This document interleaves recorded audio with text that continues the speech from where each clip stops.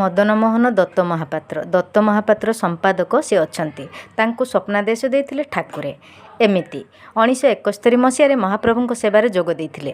ଦଇତା ମହାପାତ୍ର ସେବକ ରତ୍ନ ସିଂହାସନରେ ଶ୍ରୀ ବିଗ୍ରହଙ୍କ ବନକ ଲାଗି ତଥା ଶ୍ରୀମୁଖ ସଂହାର କରୁଥାନ୍ତି। 2012 ମସିହାରେ ଅଣ୍ଟାରେ ଗଭୀର ଯନ୍ତ୍ରଣା ହେବାରୁ କଟକରେ ଏକ ନର୍ସିଂହୋମରେ ଭର୍ତ୍ତି ହେଲେ। ଡାକ୍ତର କହିଲେ ଅସ୍ତ୍ରୋପଚାର ବିଫଳ ହେଲେ ଜୀବନ ସାରା ଶଯ୍ୟାଶାୟୀ। ମନେ ମନେ ପ୍ରଭୁଙ୍କୁ କହିଲେ, କି ଅପରାଧ କରିଛି ପ୍ରଭୁ, କାହିଁକି ଏଭଳି ଦଣ୍ଡ ଦେଲେ? ଏମିତି ଭାବୁ ଭାବୁ ଆଖିପତା ଲାଗି ଆସିଥାଏ। ତାଙ୍କୁ ଲାଗିଲା ଯେ ସ୍ୱୟଂ ମହାପ୍ରଭୁ ଶ୍ରୀ ଜଗନ୍ନାଥ ତାଙ୍କ ଆଗରେ ଉଭା ହୋଇ କହୁଛନ୍ତି, ତୁ ଆପେ ଭଲ ହୋଇଯିବୁ। ଘରକୁ ଫେରି ଆସିଲେ।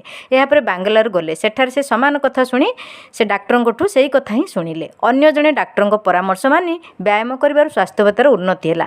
ସେବା ଦିନ 20ରୁ ଉର୍ଦ୍ଧ୍ୱ ପାହାଚ ପାର ହୋଇ ସିଂହାସନ ଚଢ଼ି ଶ୍ରୀମୁଖ ସଂହାର କଲେ। ସେହିଦିନଠାରୁ ତାଙ୍କ ଯନ୍ତ୍ରଣାରୁ ମହାପ୍ରଭୁ ତାଙ୍କୁ ବଞ୍ଚାଇ ଦେଇଛନ୍ତି। ଏହିସବୁ ତାଙ୍କରି ଲୀଳା। ଧନ୍ୟବାଦ।